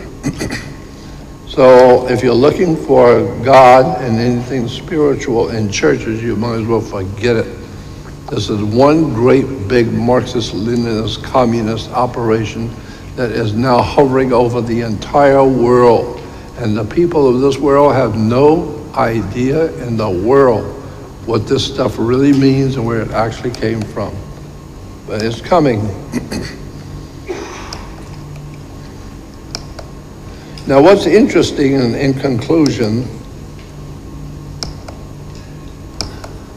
and here is the really interesting part, the culmination of all of this. The New Day Church for people like you. And I'm thinking to myself when I first read that, the New Day Christian Church for people like you, who have no brains, who are brain dead, who have never been educated, who don't know how to read, can't think, and have no idea in the world what's going on. This is a church just for you. It's called the New Day Christian Church. So just come on in and sit down and be quiet and make sure you're in compliance with your government for the New Day Christianity. One last thing I wanted to show you. Welcome to the New Day Church. This poor girl has no idea on the earth what's going on. And she is leading all the other people who really are ignorant and have no idea.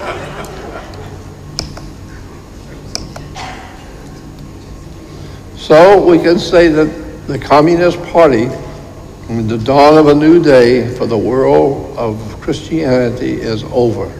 The churches are now fully in the hands of the Masonic order out of Rome. This is why the Vatican and the Roman system of Freemasonry operates throughout the whole world. And the people have no idea in the world what the symbols mean and where it came from. But this is what's important as from me, from my point of view. I do this little piece in on the end. Back in the 1980s, early 1980s, there was a television show about aliens who came from another planet and came here to this world and wanted to take over the world of mankind. And they were reptilian aliens. And they presented themselves as the saviors of the human race. We come here to save the human family, to protect you and to give you new technology and all these wonderful things we're going to do for you while we're eating you. And so the television show was the original miniseries called V. Do you remember this? Did you ever see it? Yes. Okay, now V was redone a couple of years ago. A couple of years ago, ABC, this was originally on NBC. ABC, equally as bad as NBC. I always say ABC is all about communism. NBC is nothing but communism. And CBS is a communist broadcasting system. So in the 1980s, there was a television show, and this is important, a TV show called Original Miniseries V, where it was a story of the extraterrestrials who came here in a huge saucer-shaped disc, and they took over the earth, and slowly but surely they were being able to take over the whole world. And little by little by little, they're taking over the entire earth. And the article in the newspaper talked about how V stands for victory. Well, the communists have a victory. This is the emblem or the sign that gets spray painted over posters of the alien race that have come to the earth and is used as a sign of rebellion for those who stand against the aliens, the reptilians in form. The aliens disguise themselves as humans. They look human. And in order to pull them off their guard, pull the people off their guard, the aliens look like beautiful humans, and they've come here to help you. They're going to help you like Jesus. They're going to help you like the church. And what they're going to help you, you'll see. They claim that they are in need of a chemical substance on our planet and ask for our help to produce it. In return, they offer to teach us about their advancements in science and technology that the aliens have, and little to the humans' knowledge. The reptilians are in fact stealing our water and cryogenically freezing humans to transport them back to their planet for food. That sounds about normal. The series centers on the efforts of a journalist named Michael Donovan and a group of rebel fighters who try and save the planet by fighting against the aliens. So if you remember that show, it came on back in 1980 called V. Well, ABC also created the show just recently. And here it is on ABC Network. The TV series called V. And V in the magazine is being advertised. It says ABC has released this full new preview of V, which is the re-imaging of the 1980s miniseries about the world's first encounter with an alien race and what the aliens call themselves the visitors, and have a seemingly friendly agenda and may or may not be covered for something more malevolent. So ABC has redone the television show V. Then another ad that says this: the full V preview now online. The source is ABC Television. ABC has released a full new preview of V, which is a re-imaging of the 1980 miniseries about the world's first encounter with an alien race, in which the aliens and them call themselves the visitors and have seemingly friendly agenda that may or may not be covered for something more malevolent. And here is the punchline to this whole lecture. And in the TV series, the so-called alien visitors, they distribute a booklet among the people of the world explaining their mission here on the earth.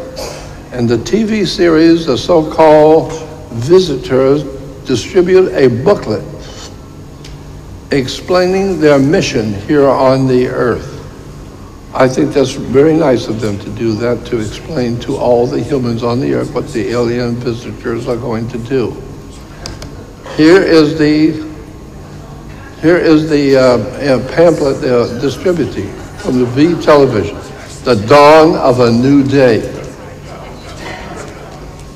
This is ABC Television promoting world communism and the video V. And they're telling us that it is the alien visitors who have put us up to this crap and who are misleading the entire human race. About 10 minutes. 10? So, the bottom line on this is we have been had, the whole human race, by so-called visitors, alien visitors. And that's what I believe has been happening, is that the world is being guided into a destiny that we cannot get out of. We cannot face the reality of the destiny we are facing on the earth today. We humans are nothing more than animals to the visitors. And it's frightening to think of how ABC and NBC, national radio and television shows, are promoting the dawn of a new day in their television shows. America and the New World Order back in 1940. Building a new world. It is dumb and dumber. Karl Marx said the society to change into a communist system. There he is, the communist leader, to change our society. And Hillary with the dawning of the new day. And we have Adolf Hitler on the top with his fist rising, his raising fist for the dawn of a new day for Germany, and our beloved Nazi, fascist, bloodletting, murderous traitor to our country, with his fist leading the American people and the American government into a dawn of a new day revolution. American zombie. That's who we are today. We're here, we're dead, and get used to it.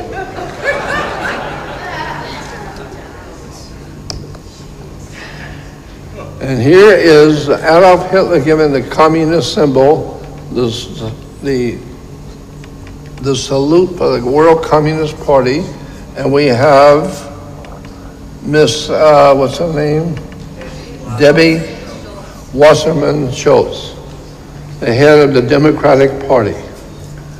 Miss Schultz, a nice Jewish girl, with her hand raised with Adolf Hitler for the dawn of a new day for the American people. My God, these people are horrible. We need to wake up and let the world know that this is not going to work. All over the world, humans know that there's something very bad coming, and something very bad is in the wind. And I'm telling you, watch what's going to happen in America in October of this coming year. I believe that there's going to be something terrible is going to happen in October. I don't know exactly what it's going to be, but I do believe it's going to be absolutely, unbelievably horrible. And Americans are not prepared for it, because these people who are working for the dawn of a new day, like Adolf Hitler and David Wasserman Schultz and all these other people who are helping to lead the American people into their destiny of criminality and putting us into prison camps and taking our country and our freedoms from us, we're losing bad. Why? Because of education. The people of this world are not educated, and that's what I'm trying to do, is to enlighten the human family as to what's coming. And here we have the silver dollar with the lady, Liberty, and the article said Miss Liberty is walking toward the dawn of a new day. Isn't that wonderful? And here we have Stalin talking about, this is what we call socialism. That's why you have all the social networks, Facebook and all these other social networks. Yeah, because this is called socialism. Socialism is nothing more than the old Masonic order out of Vatican promoting a world totalitarian dictatorship. So you can flush your hope here.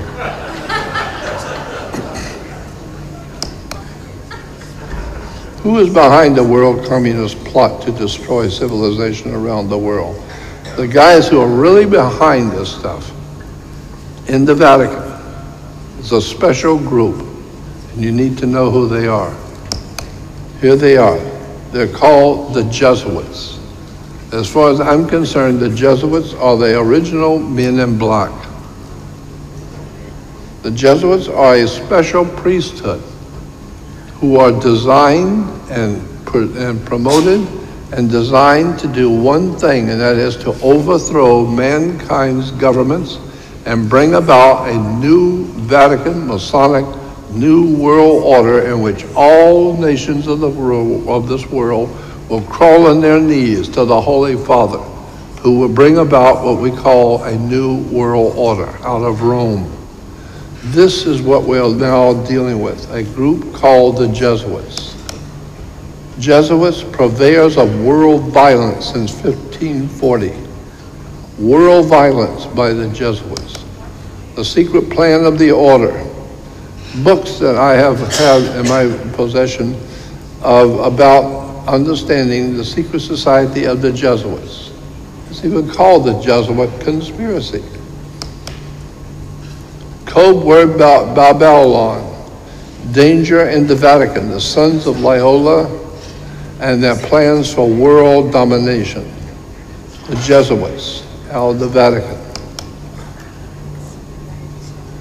It is my opinion, said the Marquis d'Affilat, in my opinion, that the liberties of this country, the United States of America, will be destroyed if it will be by the subtlety of the Roman Catholic Jesuit priests. For they are the most crafty, dangerous enemies to civil and religious liberties. They have instigated most of the wars of Europe, says the Marquis d'Affilat, a French statesman. John Adams, my history of the Jesuits is not eloquently written, but it is supported by unquestionable authorities. It is very particularly and very horrible. There, the Jesuit order of Pius XII is indeed a step toward darkness, cruelty, despotism, etc., and death. I do not like the appearance of the Jesuits. If ever there was a body of men who merited eternal damnation on earth and in hell, it is the Jesuits of the Ignatius Loyola of the Catholic Church. Winston Churchill said, "You must understand that this is not against Hitler or National Socialism. This war is against the strength of the German people, which is to be smashed once and for all, regardless of whether it is in the hands of a Hitler or a Jesuit priest." Abraham Lincoln said, "I feel more and more each day that it is not against the Americans of the South alone that we are fighting. It is more against the people of Rome, the Pope of Rome, and his perfidious Jesuits, and their blind and bloodthirsty slaves." Abraham Lincoln to Charles Chinnerby, the priest. So, the three Jesuits and the downfall of the president. Richard Nixon had him around himself. He had Jesuit priests advising him, and they advised him and give him the advice on what to do with his presidency, and he ended up losing the presidency and stepping down. And so the article in the magazine says, Watergate SJ, Society of Jesus, three Jesuits in the downfall of the president. People don't know that in that Watergate hearing, that was all about the Jesuits overthrowing the United States government. The secret history of the Jesuits, who founded Nazism. They financed it, organized it, directed it, the Communist Party and the Nazi Party. The Jesuits and Marxism. These are articles and magazines and books and videos about the rise of the Jesuits and the Catholic Church. Why are the American Jesuits going to bat for the communists? And this incredible old man is a Jesuit leading the Jesuits, and if you find out the stuff that he has pulled himself, the incredible stuff that he has done himself, and how absolutely, without a doubt, is so incredibly evil. And the people of the church couldn't care less. They just loved the Pope, just like they loved old B.O. Because the people just love to be, the people seem to be in love with the idea of being ripped off and raped and plundered. And so the church says, yeah, well, somebody's got to do it, so it might as well be us. Here is the first Jesuit mafia pope is given a crucifix with Jesus hanging on the communist hammer and sickle by Romania's communist dictator. And here the Pope is getting a hammer and sickle from the Communist Party. And you'll see Jesus hanging on the hammer.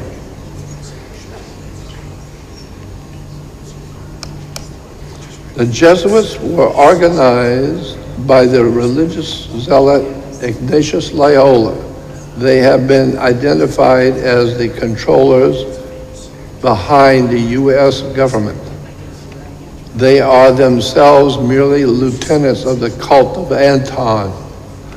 The imagery of their emblem leaves us in no doubt as to their occult history and their agenda. A new world order under the coming Son of God. And here you will see the two official Jesuit priests, one's blue and one's red, and that's what we're told that our country is being divided between blue and red. The Jesuits are behind our political processes and our governmental systems.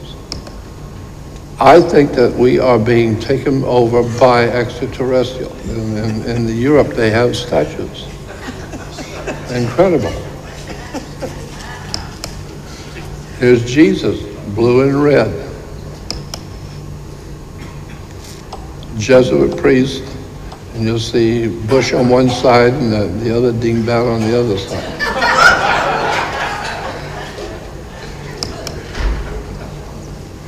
Kennedy and Nixon. The Pope is referred to as the Holy Father because he represents God on earth, and he is the real Godfather in Rome. The Godfather, the Holy Father who represents God. Anyway, who's going to be our president? Say it again. Who's going to be our president, our next president? What did she say? She asked you who was going to be our next president. You've already got him. You've already got the next president.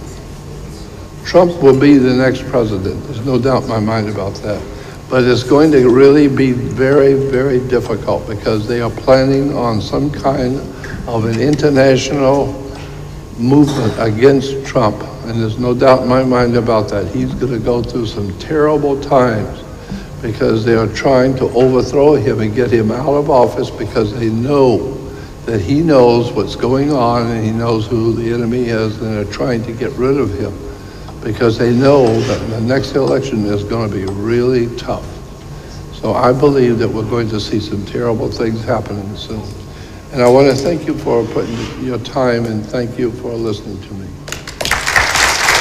Jordan Maxwell, everybody.